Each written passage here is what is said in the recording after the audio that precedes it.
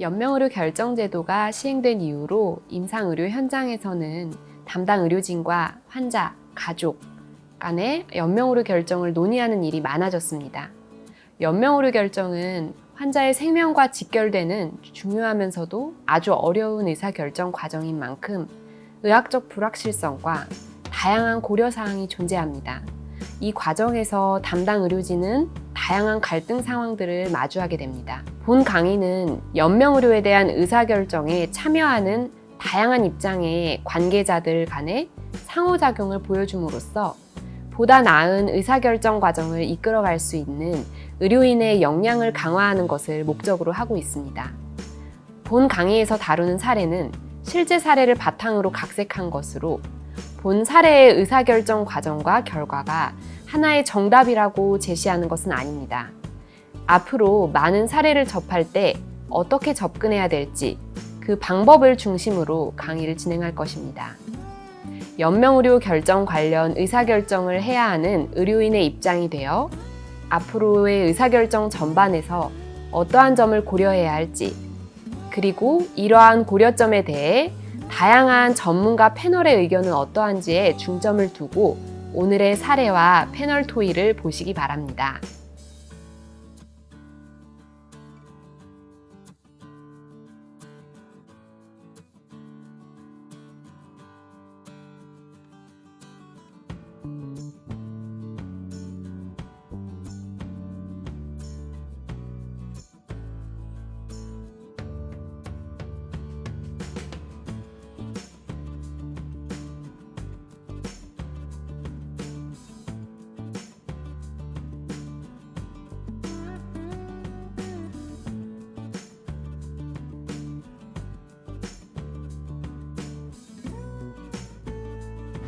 저희가 환자와의 연명의료 논의를 가로막는 가족에 대한 사례를 방금 좀 보았습니다.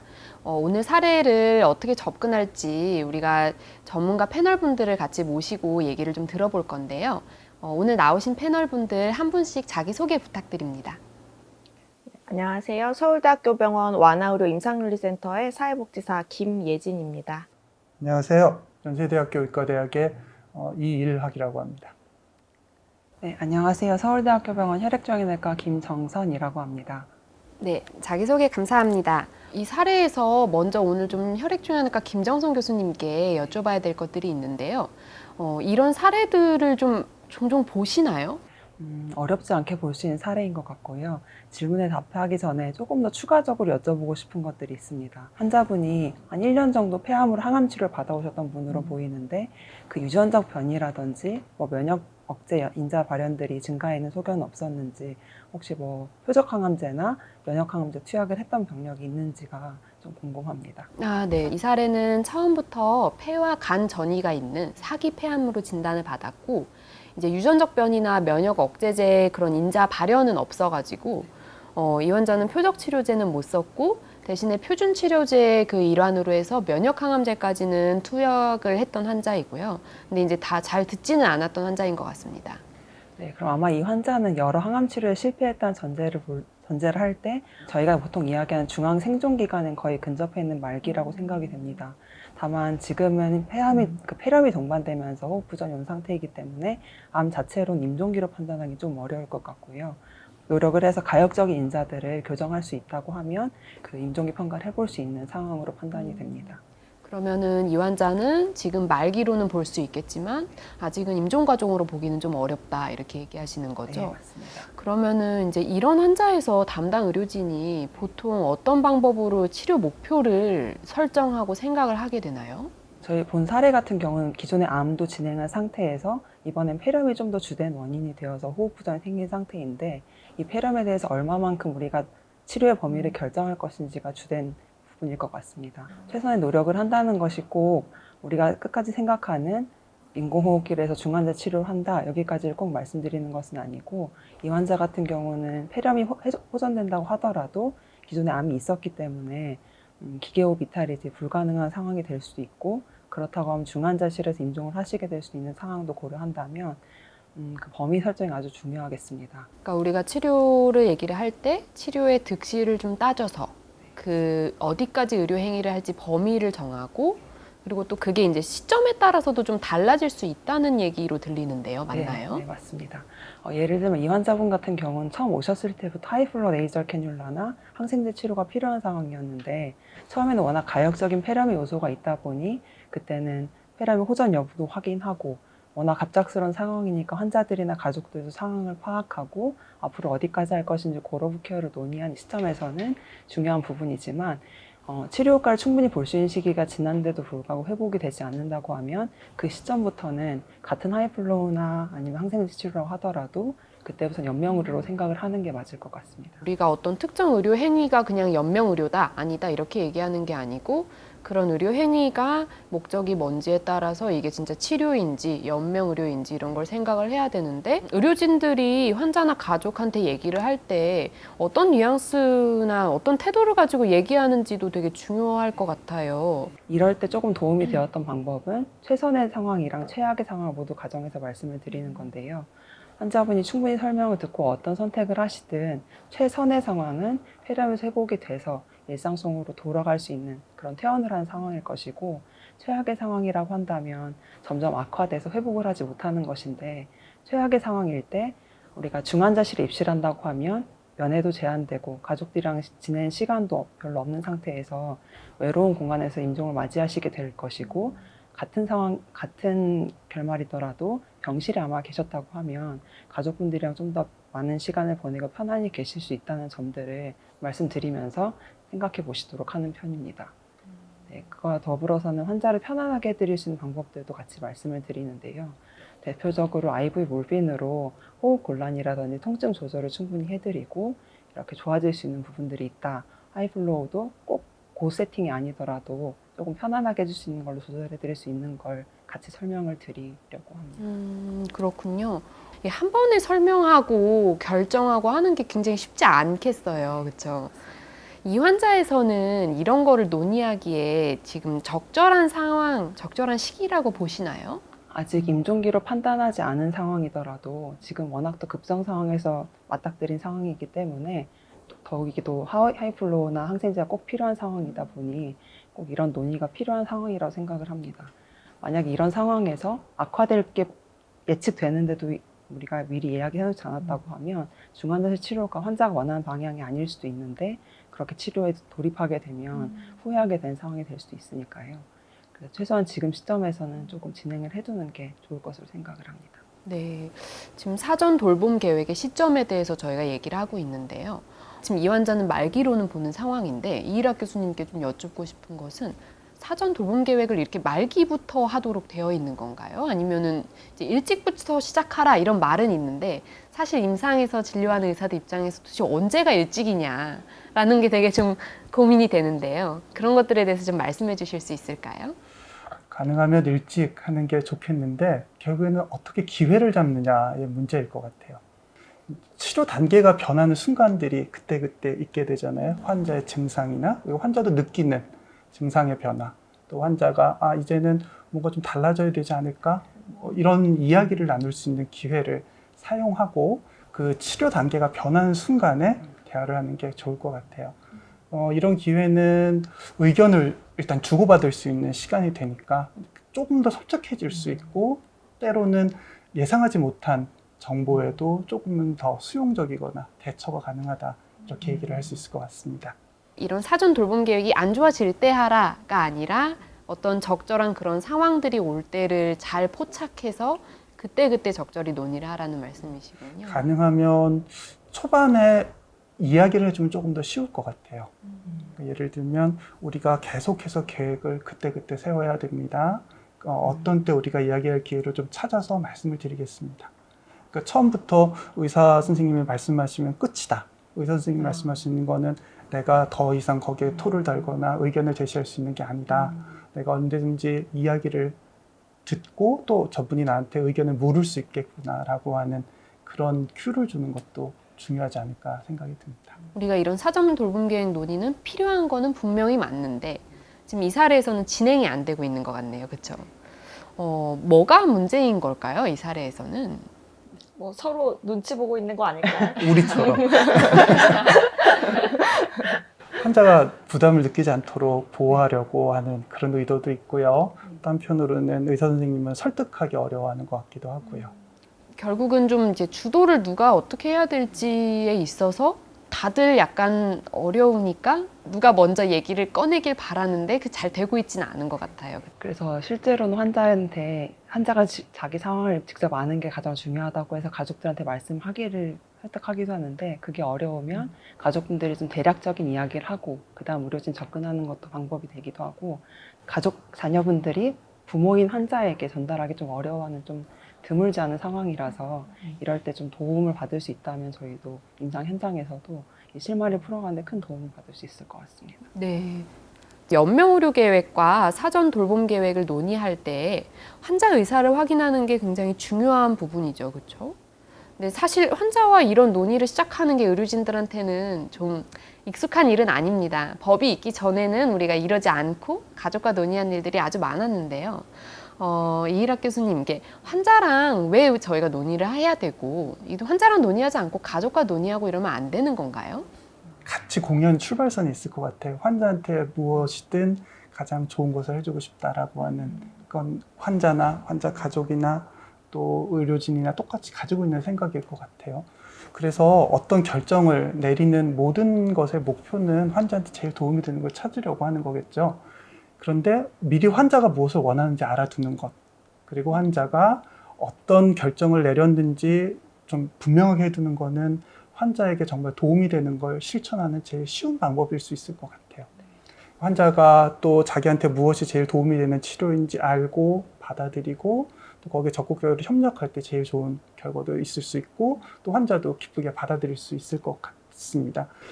사실 가족은 환자한테 도움이 되는 선택을 내리고 싶어 하지만 의학적으로 불확실하고 또 의사 선생님 주시는 정보도 환자 입장, 환자 가족 입장에서는 정확하게 이해가 안 되고 그냥 의사 선생님이 저걸 좋다고 하시는구나, 저걸 저렇게 얘기를 하시는구나 라고 얘기를 하는, 그래서 무척 자신도 자신이 없는, 주저하면서 결정을 내리게 되겠죠. 그래서 환자 가족에게 환자 대신에 선택을 내리라고 하는 건 사실은 아무리 좋은 동기에서 내리는 것이라도 가족에게도 환자 본인에게도 환자 자신이 직접 선택하는 것보단 좋은 선택은 아닐 것 같아요. 네, 결국 사전 돌봄 계획을 세울 때 저희가 자율성을 존중한다라고 하는 게 무조건 환자를 억지로 결정하게 한다 이런 의미가 아니라 환자의 그런 선호를 파악을 하고 이것을 돌봄 계획에 어떻게 반영할지 이런 거를 세워나가는 그런 과정 중에 제일 키가 되는 그런 가치라고 봐야 되는 거겠네요. 결국 환자가 가족하고 이야기를 나누는 시간도 필요할 것 같아요. 그러니까 우리가 환자 입장에서 어렵고 또 정서적으로 부담도 되고 아프고 힘들지만 그래도 환자 입장에서 조금 용기를 내고 가족도 좀 용기를 내서 서로 이야기를 나눌 수 있도록, 지금 가족이 자꾸 만류를 해가지고 논의를 안 되고 있는 상황이니까 이 상황에선 가족에게 조금 더 용기를 주는 일도 필요할 것 같아요. 가족에게 환자는 어떤 상황에 있습니다. 그래서 지금 자기 상황을 아시는 게 너무 도움이 되고 중요한 일입니다. 환자를 생각하시면 환자분에게 좀 저희가 이야기를 하고 환자에게 뜻을 모를 수 있는 기회를 좀 주십시오. 그리고 가족들이 그 자리에 함께 계셔도 좋습니다. 이거 환자에게 정보를 안 알려주려고 하다니 참 나쁜 사람입니다. 이런 뉘앙스를 풍기거나 이게 법이니까 우리는 해야 되겠습니다. 당신들이 반대하거나 말거나 상관없습니다. 이런 식의 접근을 하기보다는 그간 참 수고 많으셨어요. 가족도 많이 힘드셨을 텐데 라고 인정을 해주는 일이 필요할 것 같고요. 순서를 얘기한다면 수고하셨습니다. 그런데 지금 결정을 내릴 때가 왔고 이 결정을 내리려면 환자분이 직접 참여하시고 주인이 되시는 게 되게 필요합니다. 그리고서 이제 조금 기다릴 필요가 있을 것 같아요. 이제 이 사례를 보면서 이제 이런 맥락에서 궁금한 게 좀 있어서요. 환자에게 어떤 뜻을 가지고 계신지, 치료에 대해서 궁금한 게 있으신지 물어볼 수 있었는지, 아니면 환자에게 결정을 내려야 될 때가 있습니다. 그럼 그 결정은 어떻게 내렸으면 좋을지라고 물어본 경우나 또 그런 방식으로 접근을 하시는지 이런 것들 궁금할까요? 사실 가족들이 환자에게 뭔가 물어보고 환자와 모든 종류의 대화를 맡고 있는 건 아닐 것 같아서요. 네, 저도 좀 궁금한 게 있는데 이 가족들이 이제 환자의 그런 평소 성격이나 그런 가치관을 생각했을 때는 아마 알기를 원하지 않았을 거다 이렇게 얘기를 하셨다는데 정말 이제 가족들이 구체적으로 좀 그렇게 생각하고 있는 이유가 뭘까요? 지금 저희가 환자와 가족에 대한 정보가 아직 조금 부족한 것 같아요. 사례에서 조금 더 구체적인 그런 정보들을 제가 가지고 있는데 우선 물어보신 것들에 좀 답을 드리자면은 일단은 담당 의료진이 먼저 가족과 면담을 시도를 했습니다. 근데 가족들은 평소에 환자 성격이 이제 부정적이고 이런 그런 결과를 미리 예상하는 거를 굉장히 꺼리는 성격이라고 하고요.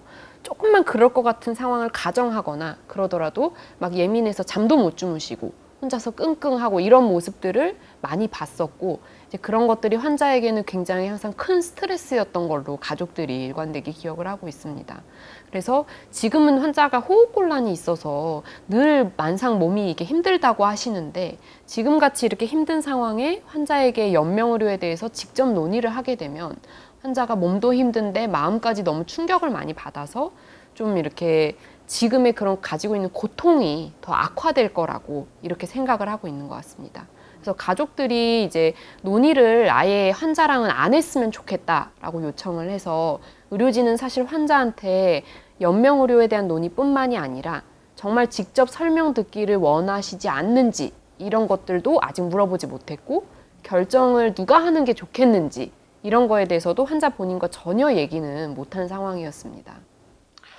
사실 환자가 본인이 직접 결정을 하든지 이제 가족들이 대신 결정을 해주든지 간에 그 환자가 가지고 있는 그런 선호나 가치를 돌봄 계획에 반영해 주는 것은 굉장히 중요하다고 생각을 하는데요. 가족들이 이제 그 대화를 차단하고 있는데 그렇다고 해서 대화를 피할 것이 아니라 환자와 좀 나눠볼 수 있는 대화들을 찾아보는 것도 굉장히 중요할 것 같습니다. 구체적인 얘기를 하지 못하더라도 환자한테 당신이 지금 바라는 바가 있는지 아니면은 나를 좀 더 편안하게 해줄 수 있는 바가 있을지 뭘 좀 도와주면 내가 좀 더 편안하게 느끼고 나한테 도움이 될 것 같은지 이런 부분들을 통해서 우리 환자의 그런 평소 생각이나 가치나 이런 것들을 좀 끌어낼 수도 있을 것 같고 또 앞에서도 잠깐 언급이 되었지만 환자한테 지금 가족들이 충분한 대리 의사결정을 해줄 수 있을지가 사실은 확인이 되지 않은 상태라면 환자가 의사결정 능력이 있고 하기 때문에 환자에게 물어보는 단계는 꼭 거치기는 해야 될 것 같습니다. 직접 듣기를 원하는지 그리고 결정을 해야 되는 것이 있다면 본인이 직접 하기를 원하는지 아니면 가족들한테 위임을 해주고 싶은지 아니면은 뭐 가족들 중에서도 특별히 또 환자를 잘 대리해 줄 만한 그런 가족원이 있는지 이런 것들을 물어보는 것은 굉장히 중요한 단계가 될 것 같습니다. 아마 가족들이 얘기를 하지 않아도 환자 입장에서는 뭐가 안 좋다, 뭔가 지금 나한테 숨기고 있다, 웅성거리고 있다는 걸 이게 느낄 수 있을 것 같아요. 그러면 어떻게 보면 더 불안하고 더 겁나고 그렇지 않을까 이런 생각도 들거든요. 맞아요. 그래서 오히려 이제 그냥 무작정 쉬쉬하기보다는 환자한테 이 권한을 누구한테 위임할 건지 이런 걸 물어보는 것 자체가 환자한테는 굉장한 안도감을 줄 수도 있는 장치가 될 수도 있을 것 같습니다. 그리고 이제 환자가 구체적으로 얘기 못할 수도 있고요. 정말 가족이 정해주기를 원할 수도 있지만 그래도 포괄적으로라도 환자가 원하는 게 뭔지를 좀 물어보면 그거를 바탕으로 돌봄 목표를 설정을 하고 또 가족들하고는 또 구체적으로 실제로 돌봄에 대한 계획을 세우는 거 이런 거를 같이 해볼 수도 있을 것 같습니다. 네, 결국 우리가 치료하는 과정에 있어서 환자의 그런 선호를 확인을 하고 그리고 이런 거를 의사결정에 반영하는 거는 정말 굉장히 중요하고 의미 있는 일인데 현재 가족들이 이제 생각하는 거는 환자한테 당신이 곧 죽을 겁니다. 이렇게 얘기를 할까봐 그런 두려움들도 있는 거거든요. 그럼 결국 가족들이 이제 걱정하는 것들도 미리 좀 파악하면서 우리가 환자에게 어떤 얘기를 어느 정도로 할지에 대해서 어느 정도는 좀 타협점을 아까 이일학 교수님 말씀하신 것처럼 가족의 그런 돌봄의 노고나 걱정이나 이런 걸 인정을 해주면서 타협점을 좀 찾아가 볼 수도 있는 거겠네요. 가족은 되게 방어적이잖아요. 김예진 쌤 이렇게 방어적인 가족을 대할 때 혹은 뭐 이렇게 얘기하는 걸 꺼려하는 가족을 대할 때 저희가 좀 주의할 만한 점 혹은 생각할 만한 점들이 있나요? 일단 이렇게 대화를 차단하는 경우에 가족들이 왜 그것을 막고 있는지 그 이유를 조금 면밀하게 검토를 해볼 필요는 있을 것 같습니다. 환자가 이미 너무나 고통스러운 상태에 있기 때문에 거기에 이런 결정에 대한 정서적 고통을 더해주고 싶지 않아서일지, 아니면은 이런 결정하는 과정에서 환자가 괴로워하는 것을 지켜보면서 가족들이 그 이후에 환자에게 어떻게 또 그것을 다루어 줘야 될지 이런 거를 모른다든지, 아니면 정말로 이제 환자가 생각하는 바가 가족들이 생각하는 바랑 다르기 때문에 뭔가 다른 의견이 나올 것을 원천 봉쇄한다든지 그리고 뭐 법적인 문제는 없는지, 아니면은 뭐 재산상의 그런 문제는 없는지, 이런 저변에 깔린 문제들이 있는지 없는지 이런 것들도 사실은 검토를 해봐야 될 부분이기는 한 것 같습니다. 사례에서는 아무래도 이 가족들이 환자가 너무 정서적으로 고통을 느끼고 여기에서 이제 결정에 대한 부담감을 너무 크게 가질까 봐 그런 것들을 많이 염려를 하는 것처럼 보입니다. 그렇기 때문에 그런 부분들을 사실 충분히 인정을 해줄 필요가 있고, 돌봄 계획을 수립하는 데 있어서도 그 부분을 반영을 해줘야 되는데요. 대화를 안 할 수는 없고, 그래서 가족들한테 이러한 논의를 할 때 의료진들이 어떻게 얘기를 할지 그런 부분들을 조금 더 선명하게 얘기를 해주면 그 불안감을 좀 경감할 수 있을 수도 있을 것 같아요. 그간에 뭐 오랫동안 이제 병원 치료를 받으면서 일방적으로 의료진으로부터 이렇게 의사소통을 당해왔던 통보를 당해왔던 그렇죠. 그런 과정에서 아마 이렇게 심성이 여리고 힘들어하는 그런 환자의 모습들을 가족들이 봤을 텐데, 이제 그런 상황에 또 환자를 노출시키는 것이 가족들은 부담스러운 것이 당연하거든요. 그렇기 때문에 좀 시나리오를 짜듯이 우리가 이 환자한테 이러한 얘기를 이런 방식으로, 이러한 어조로 설명을 해준다면 가족들도 이 논의가 어떻게 좀 이루어지겠구나라는 부분을 예측할 수 있기 때문에 좀 더 불안감이 경감이 될 수도 있을 것 같고요. 또 뭐 가족원들을 이 의사소통을 하는 그런 매개로 같이 활용을 할 수도 있을 것 같아요. 진짜 좋은 팁들인 것 같습니다. 아마 임상 현장에서 이런 부분들을 알면 조금 가족과 논의할 때 부담이 덜 하실 것 같은데요. 또 한편으로는 그 불편할 각오도 해야 될 것 같아요. 의료진 입장에서는 가족들이 끝까지 거부를 한다든지, 뭐 가족들이 좀 강하게 의사를 표현하더라도 원칙적인 접근을 해야 될 것 같거든요. 그래서 가족들이 어떤 태도를 보였는지, 어떻게 접근을 했는지를 잘 기록해두고 구체적으로 남겨두는 것. 만약에 끝까지 반대를 했다면 어떤 대화를 시도를 했고 누가 반대를 했는지, 그리고 이 상황에서 가족들의 관계가 환자를 정말로 최선의 이익을 실현하기에 적절한 관계였는지도 의료진이 평가를 하고 기록도 하고, 때로는 이제 우리 김혜진 선생님 같은 전문가들한테 물어서 그분들의 평가를 받는 과정들, 이런 것들을 덧치는 것은 한편으로는 의료진을 보호하는 그런 절차이기도 한 것 같습니다. 이런 가족 평가를 할 때 그냥 이 환자와 가족들이 어떻게 의사결정을 그동안 해왔는지 이런 방식을 보는 것들도 아마 중요할 것 같은데요. 그런 부분에 대해서 혹시 좀 추가로 또 코멘트를 주실 의견 있으세요? 뭐 예를 들어서 이 환자는 평소에도 어떤 중요한 의사결정에 있어서 뭐 가족 중에 누가 뭐 이 환자의 상황을 두루 살펴서 다 대신 결정을 해온 분일 수도 있고, 또 그렇지 않으면 본인이 매번 이렇게 결정을 다 해오시던 주도적인 분이었는데 이 결정에서만 배제되어 있는 건 아닌지, 뭐 이런 맥락적인 상황들을 좀 파악을 해보고 이 환자에게 적절한 의사결정 방법을 찾아볼 수 있을 것 같습니다. 이런 거를 이제 어떻게 또 기록에 남길지 그런 것들도 좀 고민이 될 것 같습니다. 사실 또 너무 뭐 자세한 정보를 어떻게까지 남길지 이런 게 고민이 되는데요. 이런 거를 어떻게 이렇게 좀 문서화해 둘 수 있을까요? 사실 연명의료 계획서라던가 가족에 따른 그런 그 가족이 작성하는 서식은 아주 이제 딱 법적으로만 정해져 있는 서식이잖아요. 언제 누가 참여한 회의가 논의가 있었다. 그리고 가능하다면 무엇에 관해서 이야기했다, 주제 정도를 적을 수 있으면 좋지 않을까 싶고요. 네, 물론 그 상황에서의 준비는 정말 기회가 돼서 법정 서식으로 또 좀 구체적인 단계로 넘어갈 수 있다면 그 준비도 할 수 있겠지만, 그렇지 않고 그냥 일상적인 대화, 그 우리가 회진 돌면서 또 환자랑 상담하면서 할 수 있는 그런 대화라면 적어도 주제와 참석자 정도, 그런 대화 정도의 기록을 좀 습관처럼 남기는 게 좋을 것 같아요. 사실 그런 것들이 잘 남겨져 있어야 같은 사람이 아니어도 논의할 때 도움이 될 것 같은데요. 이 환자도 이렇게 점진적인 방법으로 잘 접근을 할 수 있으면 좋겠는데 사실 좀 상태가 그렇게 썩 좋지 않아서 좀 걱정되는 거는 이제 이 과정에서 결과적으로 환자 의사를 혹시 확인하지 못하면 어떡하나 하는 걱정이 좀 들기도 합니다. 환자에게 그런 고지할 의무, 이건 의료인의 되게 중요한 의무로 지금 많이 생각이 되고 있는데요. 이것에 대해서 이일학 교수님은 어떻게 생각하시는지 좀 궁금합니다. 시간이 많으면 좋을 것 같아요. 환자 입장에서 이제 조금 더 돌아가시기 전에 조금 더 시간이 길면 우리가 받아들이고 이해하는 데 도움이 될 것 같고, 가족도 조금 더 생각 많이 할 수 있을 것 같고, 또 의료진도 그때그때 조금씩 짬을 내서 환자 가족하고 상담할 수도 있을 것 같고요. 이 상황에서 어떤 때는 때로는 의료진이 더 제가 말씀드렸던 대로 단호하고 원칙적인 접근을 하는 것도 필요할 것 같아요. 다만 이 상황에서 의료진도 가족만큼 환자만큼 어려움을 겪는다는 사실은 우리가 부정할 수 없을 것 같습니다. 다만 의료진이 조금 더 경험이 있으니까 더 많은 환자들의 돌아가시는 과정, 좋은 죽음과 그렇지 않은 죽음을 더 많이 받고 어떻게 하면 조금 더 좋은 죽음을 우리가 도움을 드릴 수 있는지를 알고 있으니까 그 경험 때문에 어려움에 빠진 다른 사람들을 이끌어간다. 옆에서 조언하고 도와준다라고 보면 좋을 것 같아요. 물론 환자마다 사정이 다르니까 이전의 경험으로 절대할 필요는 없을 것 같습니다.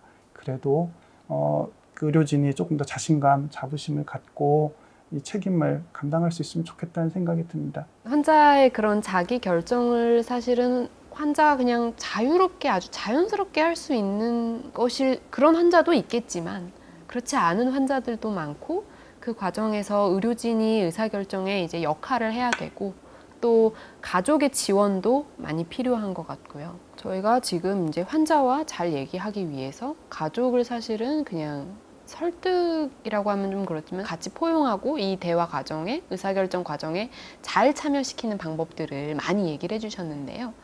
그러면은 김예진 선생님과 김정 선생님께 각각 좀 가족과 이런 얘기들을 이제 구체적으로 어떻게 하면 좋을지 팁을 하나씩 좀 전문가로서 소개를 해주시면 좋겠습니다.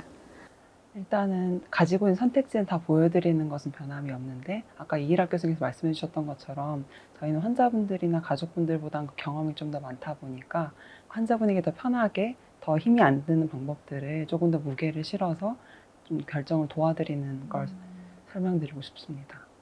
일단은 이 의사결정에 관여하는 가족들이 어떻게 구성되어 있는지, 그리고 이들이 어떤 방식으로 의사결정을 하는지, 가족 대표가 누군지 이런 것들을 좀 먼저 파악을 할 필요가 있을 것 같습니다. 그리고 이 사례에서는 이 환자와 가족들이 죽음을 좀 어느 정도 생각하고 있을 거라고 얘기를 하는데, 과연 그 환자의 어떤 말과 행동을 통해서 가족들이 이제 그런 것들을 느꼈는지 이런 것들도 좀 확인할 필요가 있을 것 같고요. 그리고 가족들이 이제 전체 의견을 얘기하기는 하지만 각각이 또 어떻게 생각하는지, 환자의 치료나 돌봄에 있어서 생각들이 다들 좀 다를 수 있는데 그런 부분들을 확인하는 부분도 필요하고, 또 가족 내 이견이 정말 없는 건지, 그리고 의사결정을 저해하는 어떤 내부적인 갈등 요인이 없는지 이런 것들을 볼 필요는 있을 것 같습니다. 이 가족들한테는 지금 이 시점에는 가족 간의 논의가 좀 필요할 것 같습니다. 가족원들이 다 각각 좀 다르게 알고 있고 생각해본 깊이나 이런 것들도 좀 다르기 때문에 가족들이 좀 가족회의라는 방식을 통해서 좀 의견을 모아보는 그러한 기회를 가졌으면 좋겠어요. 근데 이제 가족회의를 할 때 환자의 최선의 그 방향을 결정하기 위해서 한다라는 그런 공통의 전제를 가족들이 이제 그걸 다 같이 갖고 있는 게 중요합니다. 왜냐하면 아무래도 이제 가족 간의 논의를 하는 과정에서 갈등이 수반이 될 수가 있고, 하지만 이런 갈등이 사실은 무조건 피해야만 하는 게 아니라 건강하게 또 풀어낼 수 있는 거거든요. 가족들마다 사실은 이 논의가 익숙치 않은 가족들이 사실은 많아요. 우리가 가족 회의를 합시다 하고 하는 것이 사실은 쉽지가 않기 때문에 그런 경우에는 좀 중재자가 있으면 참 도움이 될 것 같아요. 원내에 뭐 사회복지사가 있다면 뭐 그런 지원 체계를 이용을 해서 가족 회의를 좀 중재를 할 수 있도록 하거나 이제 이런 것들도 좋은 방법이 될 것 같고, 또 그러한 뭐 자원이 여의치가 않다면 의료진이 조금 더 지침을 지침을 제공해 줄 수 있을 것 같아요. 우리가 환자의 상태가 이러하다는 거, 그 충분한 정보를 제공을 먼저 해주고, 그리고 이 가족들이 무엇에 대해서 논의를 할 건지, 가족 회의의 목적이 무엇인지, 또 가족끼리 어떤 규칙을 가지고 회의를 하면 좋을지, 또 구체적으로 무엇을 결정을 해가지고 오면 좋을지, 이런 지침들을 의료진이 제시해 줄 수 있다면 그것도 참 좋은 가족 회의가 될 수 있을 것 같습니다. 그리고 이 사례에서는 또 중요한 점은 이 가족들이 논의를 해야 되는 부분이, 환자가 본인이 의사결정을 할 수 있다면 본인의 치료와 돌봄에 있어서 바랐을 거라고 생각하는 부분이 뭐가 있는지, 그리고 가족들은 환자의 현재 이 의학적 상태에서 바라는 부분이 뭐가 있는지, 그런 가족들의 바람에 대해서 좀 다시 가족들 간에 논의를 해보면 좋겠고, 또 세 번째로는 이 가족들이 실제로 어떻게 결정을 하는 것이 좋을지, 이런 것들을 구체적인 의견을 좀 나눠보는 것이 좀 추천이 됩니다. 그리고 또 중요한 부분은 이 환자라면 했을 법한 결정이 뭘지에 대해서 얘기를 나누는 것은 아주 중요한 부분이 될 것 같아요. 왜냐하면 환자의 뜻이 뭔지를 추정해가는 그 과정에서 우리가 환자의 가치와 선호를 반영해 줄 수 있는 부분도 있기도 하고, 또 가족들이 본인이 생각하는 가족 입장에서의 최선의 이익이 아니라 이제 환자 입장에서의 최선의 이익이 뭘지를 생각하는 과정에서 보다 이제 가족 내 이견도 좀 더 줄어들 가능성도 많이 있다고 생각이 듭니다. 잠깐 참견을 하면 네. 그 우리가 의견이 다를 수 있다. 부모님과 자식도 의견이 다를 수 있고 의사와 환자의 의견이 다를 수도 있고, 그 의견이 다를 수 있다라고 하는 게 우리가 종종 잊어버리는 것 같아요. 그리고 다르면 큰일인 것 같이 생각을 하는 거. 그러니까 그걸 무서워하지 않도록 격려해 주는 게 굉장히 중요한 접근이 아닐까라는 생각을 했습니다. 그리고 이 결정이 다수결의 결정은 사실 아니고, 네, 이것은 이제 가족들 간에 논의를 해서 어느 합의점을 찾아가는 과정이기 때문에, 또 이렇게 뭐 손들어서 결정하고 이런 것보다는 서로에게 이제 가장 어떤 이유와 그런 생각과 이런 것들을 논의하면서 어떤 한 점을 향해 가는 거, 이거 자체가 가족들의 굉장히 중요한 의미가 될 것 같습니다.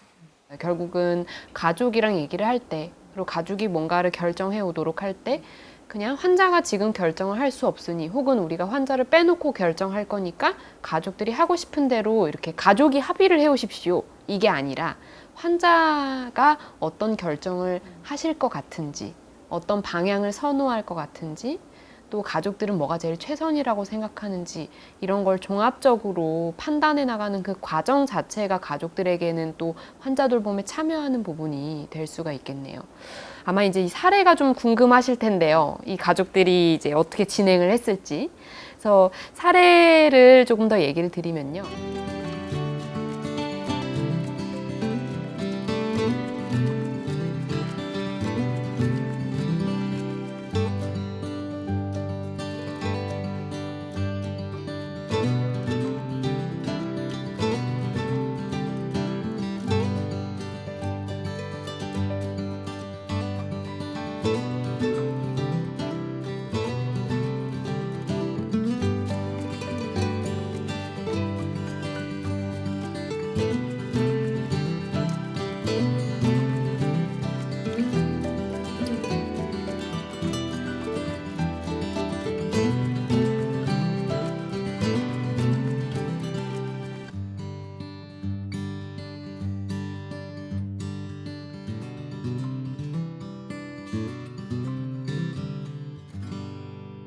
그래서 의료진이 지금 이제 이 정도까지 환자 논의를 했는데 어느 정도 아까 얘기한 소기의 방향성은 잡은 것 같습니다.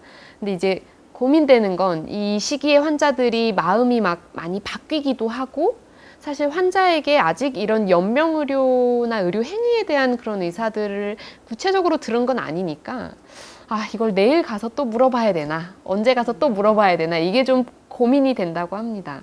이런 고민들을 많이 이제 의료진들이 하는데요.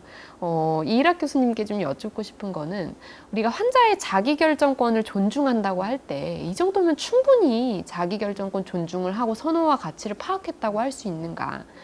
의사결정 능력이 있는 환자인데 혹시라도 지금 이 환자는 좀 방향은 파악했지만 만약에 논의를 거부하거나 그 결정을 그냥 가족에게 미루면 어떻게 해야 되는가? 이 부분에 대해서 좀 의견을 여쭙고 싶습니다. 사실 의사결정 능력이 아무리 있어도 어려운 의사결정이 있거든요. 잘 우리 같은 사람이라도 아마 저라도 저한테 내일 당장 중환자실 결정을 하라고 얘기를 하면 앞뒤 상황을 아느라고 이해하느라 또 며칠이 걸릴 것 같아요.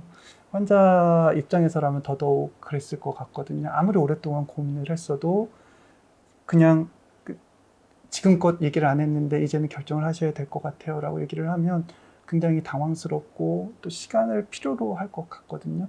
그러니까 우리 이 환자는 결국엔 늦게 대화가 시작이 되는 거고 그 늦게 시작한 상황에서 할 수 있는 최선을 다했다고 얘기를 할 수 있을 것 같아요. 근데 아마 처음에 유신혜 교수님이 질문을 하셨던 것처럼 우리가 조금 일찍 대화를 시작했다면 그 대화가 더 깊이 더 어려운 결정도 할 수 있는 데까지 올 수 있지 않았을까 이런 생각은 듭니다. 그리고 그냥 꼭 강조하고 싶었던 거는 모든 종류의 결정을 환자에게 이야기할 때 그게 지금 당장 지금 이 자리에서 내가 듣는 자리에서 해달라 라고 요청하는 것이 아니고 지금 우리는 결정을 해야 되는 상황에 있습니다. 한번 생각해 보시고 저는 들을 준비가 돼 있으니까 말씀하고 싶으시면 의견을 주십시오. 제가 그 뜻을 따라서 가겠습니다. 의사 선생님들이 바쁘시고 또 획 하고 지나가는 것 같아서 말할 용기가 없을지 모르겠지만 사실은 저는 의사 선생님들도 들을 준비가 돼 있다고 생각하고요. 또 그게 아니면 간호진하고도 얘기를 할 수 있을 거라는 생각이 듭니다. 굉장히 다양한 경로들을 병원에서 제공하고 있을 것이고 우리가 줄 수 있는 거 환자한테 기회를 주고 그다음에 들을 준비가 돼 있다고 의견을 전해주는 거 그걸 조금 일찍 시작을 해서 환자가 충분히 생각하고 소화하고 해결을 할 수 있게 조금 여유를 주는 것도 중요한 원칙이 아닐까 싶습니다. 앞서서 여러 패널 선생님들께서 얘기하신 것처럼 접근하는 방법이 한 단계가 아니고 점진적으로 환자와 가족과 사실 환자가 안 좋아서 나는 마음이 많이 타더라도 내 조바심을 이들에게 막 전하지 않고 괜찮다. 한번 생각을 꼭 그래도 해보시라. 이게 우리가 원하는 목적이 어떤 건지 이런 걸 주지시키면서 지금 여기까지 잘 온 것 같습니다. 그래서 의료진이 이렇게 단계적으로 접근을 하면서 환자와 그래도 대화를 나눠보는 데까지 성공을 했고요. 구체적인 의사에 대한 걸 아주 자세히 듣지 못했어도 방향을 잡는 데에는 환자의 생각을 좀 반영을 할 수 있었던 것 같습니다. 그래서 이 사례는 이러한 상황들은 사실 많이 겪으시는 상황이고 결말은 굉장히 다양할 수 있겠습니다. 어떤 결말 하나가 가장 최상의 결말이다라고 얘기할 수는 없겠지만 이제 이 사례는 어떻게 되었는지 결말을 좀 소개를 하려고 합니다.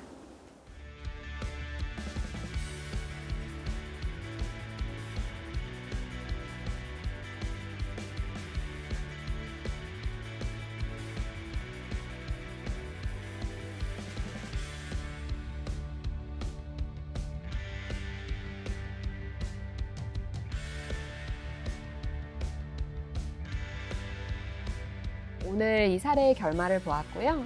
환자와의 그런 연명의료 계획 논의를 할 때 이를 가로막는 가족, 환자를 어떻게 접근할지에 대해서 많은 패널들께서 의견을 아주 잘 주셨습니다. 그래서 오늘 시간을 내어서 이 패널 토의에 참석해 주셔서 대단히 감사드립니다. 감사합니다. 감사합니다.